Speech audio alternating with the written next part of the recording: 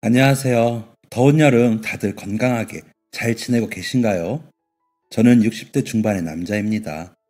항상 다른 분들이 올려주신 사연을 재미있게 보다가 문득 저의 이야기도 여기에 풀어보면 어떨까 하는 생각으로 글을 쓰게 되었어요.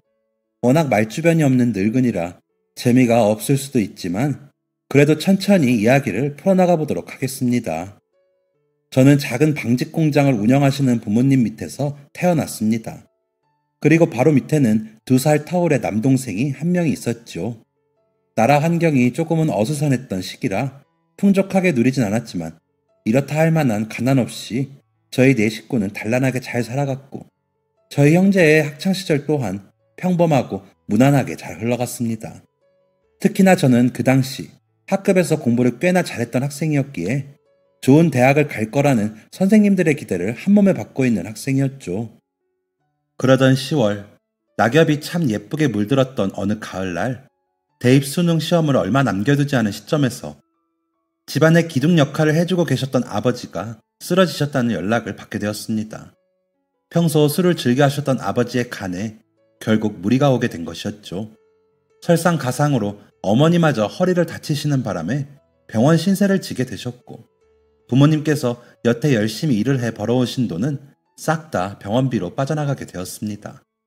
결국 공장도 운영할 수 없다는 판단을 내려 수많은 직원분들에게 양해를 구하고 공장은 문을 닫게 되었어요. 아버지도 어머니도 일을 하실 수 없는 상태에 놓여버린지라 실질적으로 제가 집안의 가장 역할을 맡게 된 것이었죠.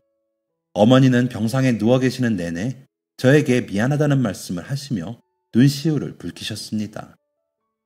모아놓은 돈을 병원비에 다 써버렸으니 철규야, 너한테는 정말 엄마가 면목이 없다. 미안해서 어떡하니? 아니에요, 어머니. 아프고 싶어서 아픈 사람이 세상에 어디 있어요. 저랑 철민이는 걱정하지 마시고 건강 잘 챙기세요. 그렇게 멋모르고 돈을 벌러 뛰어든 저는 새벽에는 신문 배달을 하고 아침부터 저녁까지는 양말 공장에서 일을 하게 되었습니다. 일은 서툴렀지만 어른들을 대하는 것에는 나름 도 같은 저였기에 같이 일하는 분들과 가까워지는 것은 힘든 일이 아니었어요. 그리고 나름 규모가 컸던 그 공장에서 다른 파트에서 일하는 지금의 아내를 만나게 되었습니다. 사람을 대하는 데에는 익숙하지만 어딘가 어리숙한 면이 있었던 저와는 달리 그녀는 항상 당차고 씩씩한 사람이었습니다. 매일 1등으로 출근을 했고 자신과 다른 라인에서 일을 하는 사람이라도 그냥 지나치는 법 없이 안녕하세요 하며 인사를 하곤 했지요. 넉살도 좋고 일도 잘했고 예의도 바르던 그녀의 평판은 공장 내에서는 가히 최고라고 할 수 있을 정도였습니다. 얼마 정도의 시간이 흘러 일하는 것이 손에 익숙해졌을 무렵 그녀가 저에게 말을 걸어왔습니다. 일하는 건 어때요? 이제 좀 익숙해졌어요? 네? 네. 제 또래라고 들어서 말 걸어보고 싶었는데 영 기회가 안 나더라고요. 공장 들어온 지는 꽤 됐는데 이제야 말을 걸어보네요. 네, 그러네요. 또래의 여자와 대화를 나눌 일이 거의 없었던 저는 그녀가 먼저 말을 걸어오자 온몸이 굳어버리는 듯한 기분이 들었고 그런 저를 알아챘는지 그녀는 저를 보고 박장대소를 하기 시작했어요. 그날의 부끄러운 기분은 세월이 이만큼 지났어도 잊혀지질 않네요. 그리고 한참을 제 앞에서 눈물까지 보여가며 웃던 그녀는 겨우 웃음을 멈추고 입을 열었습니다. 미안해요. 너무 귀여워서. 우리 이렇게 만난 것도 인연인데 친해집시다. 제 이름은 이용이에요. 그쪽 이름은요? 제 이름은 윤철규예요. 이름도 멋있네요. 어차피 우리 동갑이니까 말 편하게 해도 괜찮지? 네? 네, 편하게 하세요. 뭐야, 내가 편하게 했으면 같이 편하게 해야지. 알았어, 말 편하게 할게. 좋아, 그럼 앞으로 만나면 인사도 하고 어차피 너 여기 또래 친구 없을 테니까 밥도 같이 먹자. 이게 제 아내와 저의 첫 만남이었어요. 그날 이후부터 저는 그녀의 매력에 조용히 빠져들기 시작했습니다. 평소에는 밝고 활달하지만 일을 할 때만큼은 최고의 집중력을 보여주던 그 사람은 정말 본받을 만한 사람이었어요. 어려운 집안 환경에도 불구하고 절대 기가 죽지 않았어요. 항상 내가 최고야 라는 마음가짐으로 살아가지만 주변 사람들은 깎아내리지 않는 그녀를 보고 있노라면 제 자신이 어딘가 모르게 부끄러워지는 듯한 느낌을 받기도 했어요. 그 정도로 본받고 싶고 닮고 싶은 사람이었습니다. 그렇게 서로를 알아가고 가깝게 지내다 보니 저희는 어느새 공장 사람들도 모르게 사랑을 시작하게 되었습니다. 당연히 저희만 모른다고 생각했고 나머지 분들은 이미 눈치를 채신 상태였겠죠. 머리에 피도 안 마른 어린아이들이 비밀스럽게 나누는 사랑 이야기를 먼 발치에서 흐뭇하게 지켜보고 계셨을지도 모릅니다. 그녀와 가까워진 지 3년 정도 지났을 쯤 동생은 제가 벌어놓은 돈으로 대학을 갈 수 있었고 쥐구멍에도 볕들 날을 온다는 말처럼 아버지와 어머니의 병세도 어느 정도 호전이 되어가고 있었습니다. 단단한 감이 시간이 지나면 말랑말랑 잘 익은 홍시가 되어가는 것처럼 그녀와 저 사이의 관계 또한 점점 성숙해져가고 있었어요. 그렇게 사계절을 2번 더 흘려보냈을 때쯤 집으로 돌아가는 길에 그녀는 저에게 고백을 했습니다. 우리 결혼하자. 어? 결혼? 되게 놀랜다. 나랑 결혼할 생각은 없었나 봐. 아니, 그게 아니라 나도 결혼할 생각은 있었는데 당장 결혼을 해야겠다고 생각을 한 적은 없어서. 왜? 우리 5년이면 오래 알았다고 생각하는데. 그렇지, 그렇기는 한데. 그럼 하자, 결혼. 나 다른 사람들처럼 웨딩드레스 입혀줘, 멋진 차 사줘, 집 사줘 이런 말 안 해. 그냥 혼인신고만 하고 살자. 멋진 결혼식은 나중에 우리 돈 진짜 많이 벌면 우리 위치가 안정되었을 때 그때 해. 그녀의 말을 듣는 순간 제 자신이 스스로 부끄러워졌습니다. 돈을 많이 벌어야지만 결혼식을 올릴 수 있다는 제 생각과 달리 그녀는 웨딩드레스를 입지 않고 좋은 예물을 받지 않아도 사랑 하나로 결혼을 할 수 있다는 생각을 가지고 있었다는 것. 그녀는 그만큼 저를 신뢰하고 있었다는 생각에 저 스스로를 반성하게 되었어요.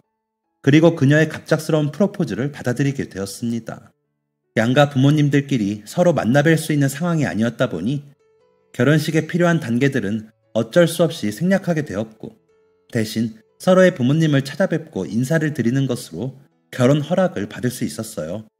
연애 5년 만에 찾아뵙는 그녀의 부모님은 꽤나 연로해 보이셨지만 제 손을 잡아주시며 딸을 잘 부탁한다는 말씀을 해주셨습니다. 저의 부모님 또한 결혼식을 열 수 있을 정도로 돈을 보태주지 못해 미안하다며 두 사람이 행복하게 살았으면 좋겠다는 말씀을 해주셨어요. 다른 사람들처럼 멋들어진 결혼식도, 프로포즈도, 웨딩드레스도, 반지도 손가락에 끼워주진 못했지만 혼인신고를 한 것만으로도 저희는 충분히 행복함을 느낄 수 있었어요. 대학 생활을 하느라 집에 잘 들어가지 못했던 동생도 뒤늦게 소식을 접하고는 진심으로 축하한다는 말을 전해주었습니다. 형 결혼한다며? 진심으로 축하해. 요새 학교 일이 너무 바빠서 정신이 없다. 괜찮아. 이렇게라도 축하해줘서 고맙다. 요새 많이 바쁜가 보네. 조금 바쁘지. 내 등록금 보태준다고 일하던 형이 어느새 이렇게 결혼을 한다고 하고 나 뭔가 눈물 나려고 그런다 형. 청승은 너도 얼른 졸업해서 좋은 여자 만나 장가 가야지 마. 너 결혼할 때 말해. 형이 특별히 혼수는 준비해 줄 테니까. 하하, 말만 들어도 고맙다. 조만간 만나 형. 동생은 뭔가 제 아들 같은 녀석이었습니다. 어릴 때부터 말썽을 피운 적도 없었고 남자아이 치고는 꽤 조용한 편이었거든요. 제 학비와 집안의 생활비를 벌기 위해 대학을 포기하고 생계에 뛰어든 저를 보면서 조용히 눈물 짓기도 했던 동생은 어느덧 대학교 졸업반이 되어 사회생활에 나갈 준비를 하고 있었습니다. 그 와중에도 저의 결혼을 축하해주기 위해 시간을 내어 전화를 한 녀석을 보니 참 잘 컸구나 하는 생각이 들더라고요. 다행히도 동생은 성적도 좋았고 대학교에 입학할 때를 제외하면 전액을 장학금으로 학교를 다녔던 터라 어렵지 않게 좋은 회사에 취직을 할 수 있었습니다. 저희도 열심히 일을 하면서 입는 것, 먹는 것 아껴가며 돈을 모으고 있었어요. 무난한 생활이 이어지던 어느 날 동생은 오랜만에 저에게 연락을 해왔습니다. 형, 잘 지내고 있어? 나는 잘 지내고 있지. 오랜만이다. 회사는 잘 다니고 있고? 아니, 나 회사 그만두고 작은 사업 하나 하고 있어. 응? 사업? 웬 사업?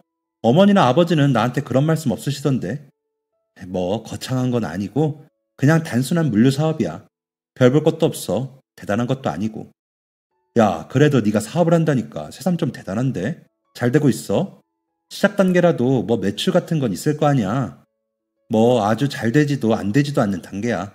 형, 나 할 말이 있어. 응? 뭔데 말해봐. 나 결혼할 여자가 생겼어. 뭐라고? 동생의 깜짝 결혼 소식 발표에 저는 눈이 휘둥그레질 수밖에 없었습니다. 평소 여자 이야기라곤 조금 더 꺼내지 않던 동생인지라 이 녀석은 언제쯤 결혼을 하려나 싶은 생각이었는데 만나고 있는 여자가 있었다니 마음 한켠에는 뭔가 모를 섭섭함도 느껴졌지만 동생도 동생 나름대로의 사정이 있었겠거니 생각하며 축하한다는 말을 건네주었습니다. 야, 축하한다. 누구야? 응, 예전에 일하던 곳에서 만난 사람이야. 참 진중하고 착한 사람이고 놓치기 싫었어. 내가 먼저 프로포즈 했어. 남자네, 남자야. 숫기도 없는 것 같아서 걱정했는데 그래도 장가는 가는구나. 뭐 갖고 싶은 거 있어? 부모님은 만나 뵙고? 아니, 형도 알다시피 부모님 건강이 안 좋으시잖아. 형네가 그랬던 것처럼 우리도 결혼식이나 상견례는 건너뛰려고. 아내 쪽 집안에서도 괜찮다고 했고. 아, 그렇긴 하지. 그래도 이해해 주셨다니 다행이다. 내가 한번 만나봐야 하는데. 결혼식 안 한 거에 대해 아쉬워하지는 않아? 아쉬워하지. 근데 남들 다 하는 거 할 필요 있나 싶기도 해서. 형도 결혼식 건너뛰었잖아. 형수님이 안 섭섭해 하셨어? 야, 니네 형수가 먼저 결혼식 하지 말자고 했어. 형수도 역시 대단한 분이시라니까. 아무튼 결혼 축하한다. 가지고 싶은 거 있어? 그냥 형편 되는 대로 형 마음 가는 거 있음 그걸로 줘. 작은 화분 하나라도 괜찮으니까. 좋아. 나중에 신혼집 들어가면 연락 줘. 알겠어, 형. 축하해줘서 고마워. 그렇게 동생은 밝은 목소리로 전화를 끊었고 머지않아 이사를 했다며 주소를 불러주었습니다. 저는 뭘 줘야 할까 고민을 하다가 최고의 혼수 중 하나인 세탁기를 동생 집으로 보내주었어요. 지금은 세상이 정말 발전했고 좋아져 다양한 종류의 세탁기가 많지만 그때는 통돌이 세탁기만큼 좋은 선물이 없었죠. 야, 형, 어떻게 이렇게 좋은 걸 샀어? 화분 하나로도 고맙다니까. 명색이 동생 장가 간다는데 화분 하나만 달랑 건네주면 섭섭하지. 요즘 제일 잘 나가는 거라더라. 유용하게 잘 써. 고마워, 형. 아, 집사람도 감사하다고 전해달라고 하네. 그래, 그래. 다음에 시간 날 때 다 같이 한번 보자. 그렇게 서로 행복하게 해피엔딩을 맞이했으면 좋았으련만 시간이 지나고 1997년이 되었을 때 저희 가족의 인생을 뒤바꿔 놓을 만한 일, 바로 IMF가 터지고 만 것입니다. 아마 이 글을 보고 계시는 많은 분들은 그때 그 순간을 생생하게 기억하고 계실 겁니다. 그때 그 순간들이 얼마나 끔찍했고 괴로웠는지, 얼마나 많은 사람들이 울부짖고 힘든 순간을 보냈는지 말이죠. IMF가 가져다준 불행은 저희 가족을 스쳐 지나가지 않았습니다. 한국에 유례없이 닥친 경제 위기에 대부분의 회사들은 문을 닫게 되었고 그것은 저희가 잘 다니고 있던 공장도 예외는 아니었습니다. 나름 자본도 있고 오랜 세월을 업계에서 이름을 떨쳤던 곳이었기에 쉽게 문을 닫을 거라는 생각을 그 누구도 하지 않고 있었던 터라 공장의 폐업은 모든 직원들에게 충격을 안겨다 주었죠. 그 공장에 다니고 있던 많은 직원들은 하루아침에 직장을 잃은 실업자가 되어버리고 말았습니다. 여보, 이제 우리 어떡하지? 나 진짜 이거 말도 안 되는 거 아니야? 어떻게 우리나라가 이렇게 돼? 나도 안 믿긴다. 완전 꿈 같아. 그래도 이 와중에 드는 생각이 뭔 줄 알아? 작게나마 돈 모아놓길 잘했다. 그래, 그거 하나는 진짜 불행 중 다행이다. 어머님은 연락 없으셔? 어머니야 당연히 우리 걱정하시는데 지금 철민이가 연락을 안 받는다네. 아, 맞다. 도련님 사업은 괜찮은 거야? 당신이 한번 연락해봐. 한참을 잘 버텨주던 공장도 문을 닫은 판국에 동생의 회사가 멀쩡할 리 없었습니다. 걱정되는 마음에 계속 연락을 취해봤지만 동생은 끝끝내 연락을 받지 않았어요. 이런저런 수습을 하느라 바쁜 거겠거니 생각하고 걱정되는 마음을 뒤로한 채 텔레비전에 나오는 상황들을 그저 말없이 지켜보고만 있었습니다. 동생에게 연락이 온 건 그로부터 며칠이 지난 어느 날 저녁이었어요. 전화를 받으니 수화기 속에서는 잔뜩 쉬어버린 동생의 목소리가 흘러나왔습니다. 너 목이 왜 그래? 어디 아파? 아니, 아픈 건 아니고. 너 회사는 어떻게 됐어? 말해 뭐해. 형도 TV 봤으면 알 거 아니야. 망했어, 제대로. 어떻게든 버텨보려고 했는데 대기업도 휘청거리는 마당에 우리 회사라고 방법이 있겠어? 괜찮아. 어머니가 많이 걱정하시더라. 가족들 볼 면목이 없다. 너만 그렇겠냐. 우리 공장도 문 닫아서 나랑 집사람이랑 갈 곳을 잃었어.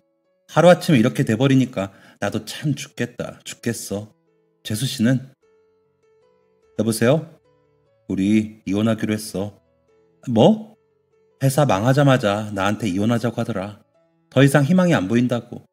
자기는 이렇게 못 산다고. 아니, 살고 싶지 않다고 이혼하지. 그냥. 아니, 어떻게 그래서 그렇게 하자고 했어. 솔직히 나 같아도 이혼하자고 했을 거야. 이해해, 집사람 마음.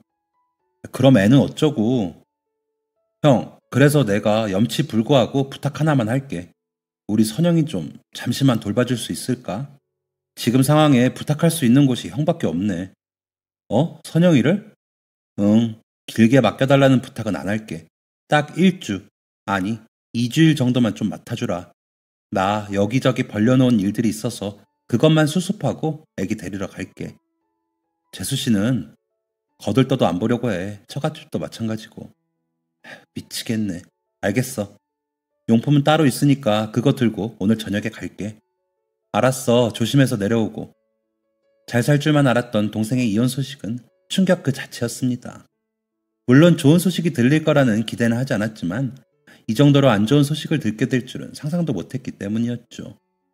두 사람 사이에는 이제 돌이 지난 제 조카가 있었습니다. 저희도 태어난 지 얼마 되지 않은 아이가 있었지만 부모님께 아이를 맡기기에는 워낙 연로하시고 건강도 좋지 않으셨던 터라 저희가 아니라면 도무지 아기를 맡길 곳이 마땅치 않은 상황이었기에 조카를 당분간 데리고 있겠다 말을 했습니다. 동생은 그날 밤 조카를 데리고 저희 집으로 왔습니다. 몇 달간 만나지 못했던 동생의 얼굴은 곳에 수척해져 있었고 몸은 밥 한 그릇도 제대로 챙겨 먹지 못한 것처럼 삐쩍 말라 있었어요. 그런 동생의 모습을 보고 저희 부부는 걱정이 되었어요. 마치 곧 죽을 사람 같았기 때문이었습니다. 너 정말 괜찮은 거 맞아? 얼굴이 전혀 안 그래 보이는데. 괜찮아. 이것만 지나고 나면 나 다시 일어날 거야. 우리 선영이한테 부끄럽지 않은 아빠가 되어줘야지. 형, 2주일 동안 우리 딸 좀 잘 부탁할게. 형수, 죄송해요. 이런 모습으로 나타나서. 아니에요, 도련님. 가족끼리 이런 걸로 왜 미안해해요. 힘들 땐 서로 도와가면서 지내야죠. 걱정하지 말고 일 해결 잘하고 밥도 잘 챙겨 먹고요. 알겠죠? 고맙습니다.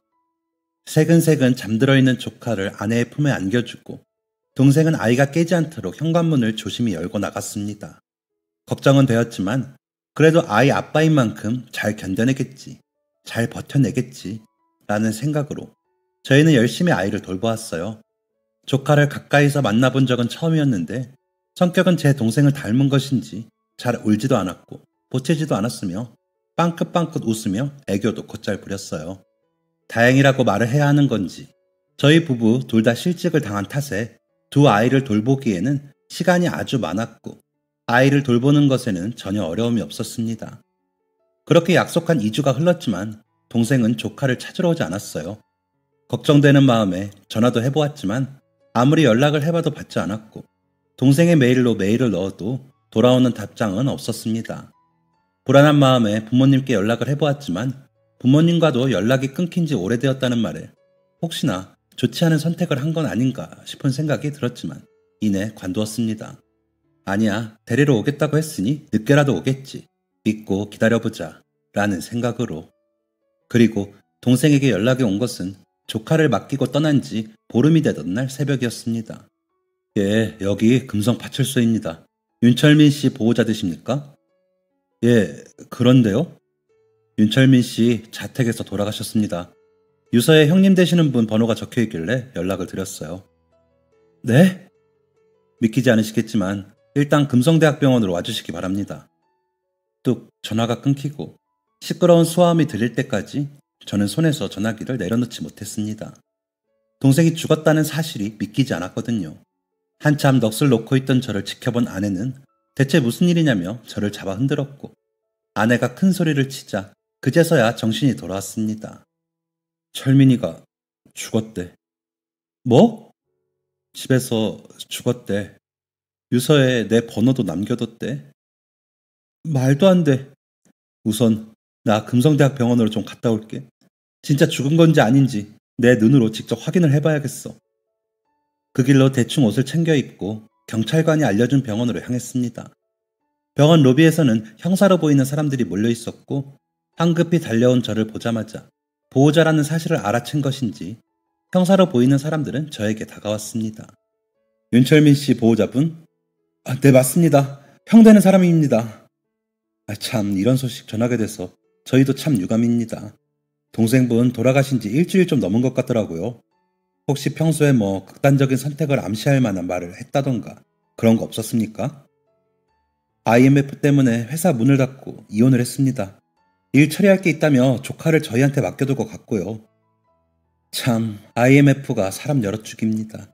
우선 알겠습니다. 타살이 의심될 만한 정황은 없는 것 같으니 수사는 따로 진행하지 않을 거고. 참, 뭐라 말씀을 드려야 할지 모르겠지만 힘내시고요. 국내의 경제 위기가 사람을 여럿 죽인다는 말. 며칠 새 텔레비전에서는 IMF로 인해 극단적인 선택을 한 사람들의 뉴스가 쉴 새 없이 흘러나왔고 그 사람들 중 하나가 제 동생이 될 것이라고는 정말 상상치도 못했습니다. 회사의 부도와 사랑하는 아내와의 이혼은 유약했던 동생이 이겨내기에는 너무도 큰 짐이었던가 봅니다. 그렇게 동생은 부모님, 저, 그리고 예쁜 조카를 세상에 남겨두고 그렇게 먼 여행을 떠나고 말았습니다. 어머니는 장례를 치르는 내내 까무러쳤다 정신을 차리기를 반복했습니다. 물 한 모금 드시지 않고 내내 울기만 하셨고 회사가 망하자마자 등을 돌리고 떠난 동생의 전 아내를 원망했으며 세상에 홀로 남겨지게 된 조카를 가엾어 하셨어요. 그것은 저희 부부도 마찬가지였습니다. 저희도 실직자가 되어버린 신세였고 언제 어느 때 경제가 다시 안정적이어질지 그 누구도 예상할 수 없었기 때문에 조카를 덜컥 맡을 수가 없었지요. 한참을 고민에 빠져있던 찰나 아내가 먼저 무겁게 입을 뗐습니다. 저기 선영이 말인데 시설에 보내는 게 어떨까? 시설? 고아원에 보내자는 말이야? 지금 상황으로는 우리가 돌보기도 벅찬 것 같고 선빈이도 아직 태어난 지 얼마 안 됐고 어차피 그 여자는 아이 키울 생각이 조금도 없는 것 같으니까 그게 최선의 선택인 것 같은데. 아내의 말이 정없고 차가워 보일 수 있지만 사실 아내의 말도 어느 정도 맞는 말이었습니다. 아이가 태어난 지 얼마 되지 않았기도 했고 형편이 언제 안정이 될지 모르는 상황에서 조카까지 거두어 키우기란 현실적으로 쉽지 않은 상황이었어요. 결국 저는 아내의 말에 동의를 했고 장례가 마무리된 후 주변에 있는 고아원에 연락하여 아이를 맡기겠다 이야기를 전했습니다. 참, 세상은 너무 가혹한 것 같아. 애기가 무슨 죄가 있다고. 그치? 그러게. 참 큰아빠로서 미안하다. 조카에게는 정말 미안한 일이었지만 지금으로서 이 결정이 조카를 위한 최선이었어요. 그리고 며칠 후 조카를 시설로 보내는 날이 되었습니다. 조카의 몇 안 되는 물건들을 작은 가방에 담고 새근새근 잠에 든 조카를 품에 조심히 안아들었어요. 그런데 아무 말 없던 아내가 무언가 결심한 표정을 지어 보였습니다. 왜 그래? 뭐 할 말 있어? 응, 할 말 있어. 선영이 말인데 그냥 시설 보내지 말고 우리가 키우자. 뭐? 갑자기? 응, 며칠 전부터 계속 이건 아닌 것 같다고 생각했고 진짜 고민 몇백 번, 아니 몇천 번을 해봤는데 내 머릿속 결론이 이거야. 선영이도 우리 딸처럼 키우자. 선영이가 큰 딸, 선빈이가 작은 딸. 후회 안 하겠어? 말은 쉽겠지만 아무리 조카라도 남의 자식 키우는 거 쉬운 일 아니야. 더군다나 우리 형편이 더 어려워질 수도 있는 거고. 걱정하지 마. 나는 내 모든 마음을 다해서 우리 선영이, 선빈이 키울 자신 있으니까. 당신은 걱정하지 말고 구인 구직이나 열심히 해봐. 나는 하늘에 계신 도련님 보기 부끄럽지 않게 아이들 잘 키우는데 집중할 테니까. 그 순간 젊었을 적 당당하고 멋졌던 아내의 모습이 겹쳐 보였습니다. 정말 잘 키울 수 있을지 걱정이 되었지만 아내의 당찬 포부에 결국 고아원에 보내는 것을 포기한 채 저희 부부는 조카를 호적에 올리고 본격적으로 저희 가족으로 거두어 키우기로 결정했습니다. 다행히 이런 상황 속에서도 일자리를 구하는 곳은 드문드문 있었고 공장에서 오래 일한 경력 때문인지 한 공장에 재취업을 할 수 있었습니다. 물론 상황이 상황이니만큼 급여는 정말 적었지만 이렇게라도 돈을 벌 수 있다는 사실에 안도의 한숨을 내쉬었습니다. 제 배 아파 낳지 않은 자식을 키운다는 것은 쉽지 않은 일이라는 걸 다들 알고 계실 겁니다. 하지만 그런 걱정을 비웃기라도 하듯 아내는 마음으로 낳은 첫째 딸과 10달 동안 품어 낳은 둘째 딸을 정말 동등하게, 소중하게 키웠어요. 아이들이 유아기에 접어들면서 말이 트이고 행동 반경도 점점 넓어질 때쯤에는 두 딸들에게 열심히 한글을 가르쳐 주었고, 어떤 행동이 좋지 않은 행동인지, 좋은 행동은 어떤 것인지, 밥상 앞에서는 어떻게 해야 하는지 등 가장 기본적인 예절을 가르쳐 주기도 했습니다. 딸 둘 키우는 거 힘들지 않아? 맘처럼 쉽지만은 않지? 아니, 정말 재밌어. 딸을 하나만 낳은 걸 후회할 정도로. 정말? 응, 당신이 처음 걱정했던 것만큼 힘들지 않아. 정말 행복하고 기분이 좋아. 이 행복을 포기해준 그 여자한테 정말 감사할 정도야. 도련님도 하늘에서 아주 흐뭇하게 지켜보고 계실걸. 그래, 그랬으면 좋겠다. 아이가 이렇게 잘 크고 있는 모습을 하늘에서 동생이 지켜보고 있으면 좋겠다. 라는 생각이 들었습니다. 두 아이들은 정말 태생부터 자매였던 것처럼 우애가 좋았고, 어딘가 이동을 할 때마다 손을 꼭 잡고 걸어 다녔어요. 그 모습을 볼 때마다 지켜보는 사람 입장에서는 참 흐뭇했지요. 그런데 그 후에는 아이들이 초등학교를 졸업하고 중학교를 들어가면서부터 아주 살짝 금이 가기 시작했습니다. 여느 자라나는 아이들이 그렇듯 서로 사소한 다툼이 잦아지게 된 것이었는데요. 그 싸움은 가끔 몸싸움으로도 번질 때가 있어 그럴 때마다 저희 부부가 엄하게 꾸중을 하곤 했습니다. 엄마가 뭐라 그랬어? 언니한테 그러면 안 된다고 했지? 아 진짜 언니가 먼저 내 다이어리 가져갔다고. 내가 말하고 가져갔지. 안 되는 것 같았으면 진작에 말을 하던가. 다들 조용히 못해? 선빈이는 선영이한테 사과하고 선영이도 선빈이한테 사과해. 얼른. 그래 선빈아 미안해. 선영이도 언니한테 사과해. 맨날 나만 가지고 뭐라 그래. 사실 엄하게 꾸짖은 적도 있고 매를 든 적도 있었지만 진심으로 아이들의 싸움에 화가 난 적은 없었어요. 그냥 그 나이 대에는 서로 밉기도 하고 작은 것에 다툼도 하면서 자라는 것이 건강하게 성장하는 것이라는 걸 알고 있었거든요. 둘 다 성적은 다른 친구들보다 뒤처졌지만 그래도 아픈 곳 하나 없이 건강하게 잘 자라준 것이 그저 고마웠습니다. 계절이 지나 아이들이 중학교 3학년이 되었을 때쯤 둘째는 뜬금없이 저에게 이런 말을 했습니다. 아빠, 나 굴다리 밑에서 주워온 자식이야? 뭐? 그게 뜬금없이 무슨 소리야? 그냥 나는 주워온 자식인가 해서. 그게 무슨 소리냐니까? 지나가는 사람들 붙잡고 물어봐라. 네가 주워온 자식 같은가? 너는 어딜 나가도 내 딸이라는 소리 들어.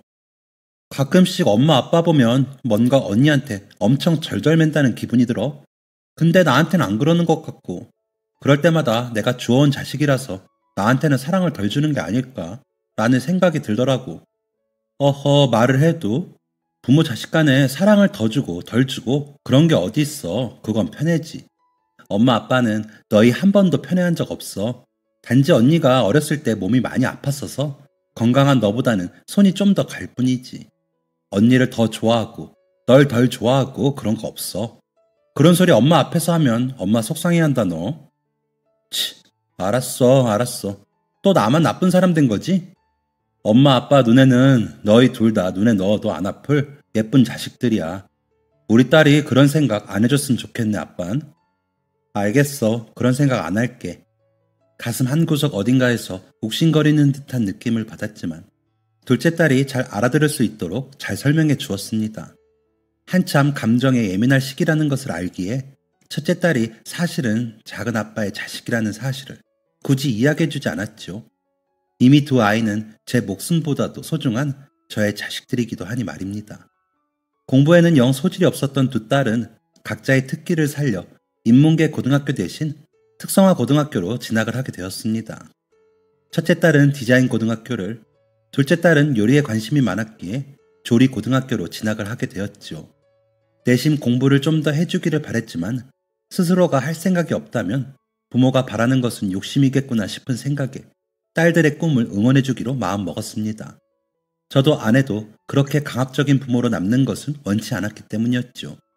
공부보다는 본인의 특기를 살리는 수업을 위주로 듣기 때문에 첫째 딸과 둘째 딸은 하교를 하고 나면 매일같이 본인들의 학교에서 배운 것을 조잘거리곤 했습니다.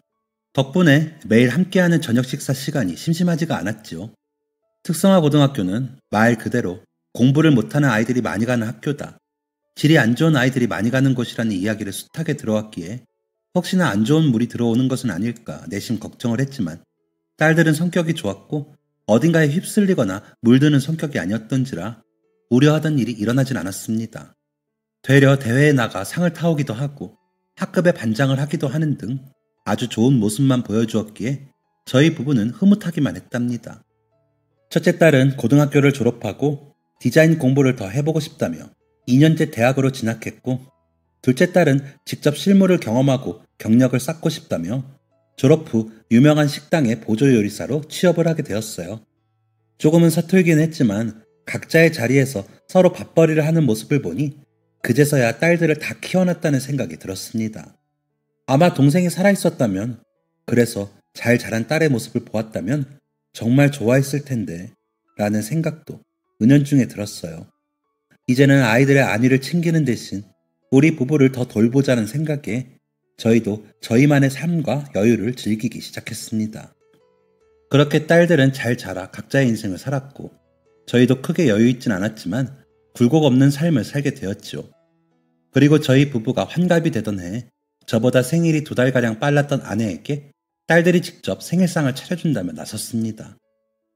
아이고, 무슨 생일상이야, 힘들게. 그냥 밖에서 맛있는 거나 사 먹으면 되는 걸.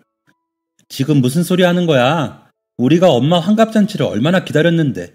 이런 날에는 딸내미들이 직접 차린 생신상 드셔야지. 설마 맛없을까봐 그러는 거야?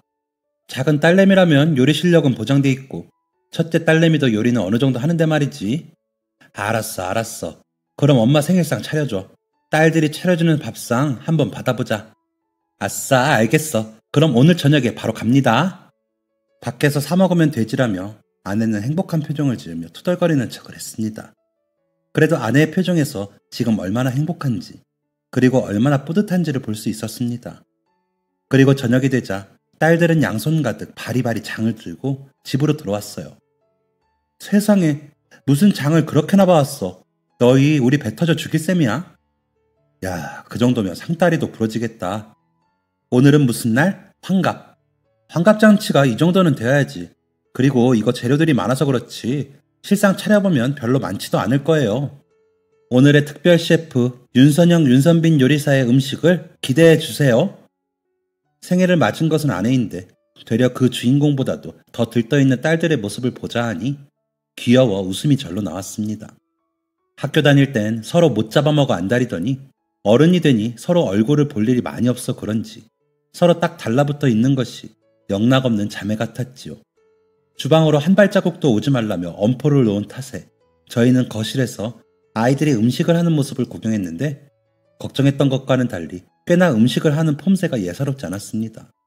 집안은 곧 맛있는 음식 냄새로 가득 찼고 아무런 기대를 하지 않았던 저희도 내심 무슨 음식이 준비될까 궁금증에 빠졌죠. 짜잔! 음식 완성! 얼른 와서 드셔보세요. 아, 맞다. 그 전에 케이크, 불부터 꺼야지. 음식 준비를 다 해놓고 중간에는 케이크를 놓을 자리를 만든 뒤 아이들은 아내가 좋아하는 생크림 케이크에 큰 초 6개와 작은 초 1개를 꽂아놓고 불을 붙였습니다. 아내는 눈물을 글썽거리면서 초를 후 불었고 이내 아이들이 만든 음식을 한 입 먹어보았죠. 와, 정말 맛있는데? 그치? 봐봐, 기대해도 좋다고 했잖아. 엄마가 여태 먹어본 음식 중에서 제일 맛있어. 아빠도 이렇게 맛있는 음식은 살면서 먹어본 적이 없다, 야. 아, 그렇게 말해주면 또 내 콧대가 올라가지. 엄마, 아빠, 얘 너무 띄워주지 마. 그럼 진짜 자기가 메인 셰프라도 되는 줄 알아. 이씨, 언니 진짜 죽을래? 아웅다웅 다투는 두 딸의 모습에 저희는 또 웃음이 났습니다. 딸들이 해준 음식도 먹어보고 참 호강한다 싶었지요. 그렇게 행복했던 식사가 마무리됐고 커피 한 잔을 할 때쯤 첫째 딸이 저희 두 사람을 빤히 쳐다보았습니다. 응? 선영아, 왜 그래? 엄마 아빠 얼굴에 뭐 묻었어? 아니. 근데 왜 그렇게 사람을 뚫어져라 쳐다보고 그래? 부끄럽게. 이거. 첫째 딸은 옆에 놓여져 있던 가방에서 조심스럽게 흰색 봉투를 내밀었습니다. 그 안에는 5만원짜리 20장과 편지 한 장이 들어있었죠. 봉투 속 내용물을 본 아내는 깜짝 놀라며 첫째 딸에게 다시 봉투를 돌려주었습니다. 어머, 얘는 무슨 됐어. 오늘 음식 해준 것만으로도 엄마는 너무 충분해. 그리고 네가 돈이 어디 있다고. 엄마, 그냥 받아요. 진짜는 돈이 아니고 편지니까. 편지? 아내와 저는 봉투 속 들어있던 하얀 편지지를 펼쳐보았습니다. 봉투 속에는 딸이 정성을 담아 한자 한자 눌러 쓴 글씨들이 보였고, 아내는 그 편지를 쭉 읽어나가다가 갑자기 눈물을 펑펑 쏟아내기 시작했습니다. 알고 있었어? 네, 알고 있었어요. 엄마 아빠가 진짜 제 친부모님이 아니었다는 거. 첫째 딸은 본인이 저희 부부의 친자식이 아니었다는 사실을 알고 있었다고 했습니다. 처음부터 알고 있었던 것은 당연히 아니었고, 고등학교 시절에 어떻게 알고 찾아온 친엄마를 통해 알게 되었다고 말을 해주더라고요. 같이 집에 가자고. 네 엄마는 나라며 손목을 잡아 끌었지만 큰딸은 끝내 친엄마를 따라가지 않았다고 합니다. 그분이 제 친엄마라고는 이야기했지만 그동안 저를 이렇게까지 키워주신 건 지금 제 앞에 계시는 두 분이시잖아요. 그래서 갈 수 없었어요. 가고 싶지 않았기도 했고요. 그렇게 긴 세월 동안 저를 키워주셔서 너무 감사합니다. 두 분 아니었다면 이렇게 잘 크지도 못했을 거예요. 사실 처음부터 우리도 너를 키우려고 마음먹었던 건 아니었어. 그땐 선빈이도 많이 어렸고 나라 사정이 안 좋았어서 엄마 아빠가 일자리를 잃었기도 했어서 많이 힘들었었거든.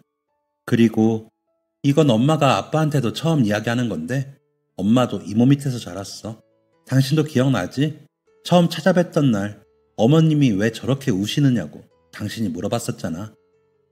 아내의 말에 장인어른 장모님을 처음 배웠던 그날이 생각났습니다. 이상하리만치 엉엉 우시던 장모님의 모습. 그래서 아내에게 장모님은 왜 저렇게 우시냐고 물어보곤 했는데 아내는 그때 대답 대신 옅은 웃음을 보여주었었지요. 그제서야 그날 왜 그렇게 눈물을 보이셨는지 알 것 같았습니다. 그래서 나도 문득 그런 생각이 들더라고. 내가 이모에게서 받은 사랑을 나도 너한테 돌려주면 참 좋을 것 같다는 생각이. 그래서 덜컥 너를 키우겠다고 했어. 시설 같은 곳에서 자라는 것보다야 우리가 조금 힘들더라도 키우는 게 훨씬 나을 것 같다는 생각이 들었었거든. 아내는 웃으면서 큰딸의 손을 어루만져 주었습니다. 그리고 잘 커져서 고맙다고, 이렇게 예쁘게 자라줘서 너무 고맙다고, 그리고 본인들을 부모라 생각하고 친엄마한테 가지 않아줘서 고맙다는 이야기를 해주었죠. 그리고 둘째 딸은 이 사실을 고등학교 시절 큰딸에게 들어 먼저 알고 있었다고 했습니다. 언니는 언젠간 받은 은혜를 돌려드릴 날이 온다면 그때 이야기하고 싶다고 했었어. 그래서 지금까지 숨겨왔던 거고 오늘 언니의 서프라이즈는 성공했다고 보면 되겠네. 그러게 성공적으로 끝내서 다행이다. 앞으로도 죽을 때까지 엄마 아빠 딸로 살아갈게요.